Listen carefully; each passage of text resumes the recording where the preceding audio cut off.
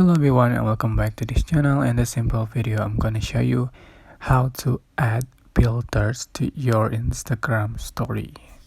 So open Instagram and just to like you want to add a story, just click on your story and select your photos or videos, or you can select camera to take a picture. For example,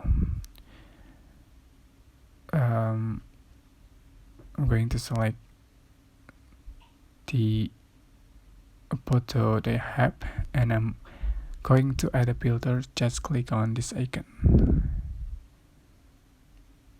which is its filters, and just click on the filters. So this is the filters that I saved.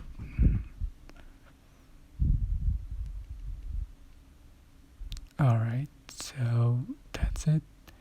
Just click done, and yeah, just click on your story, or you can select close friend.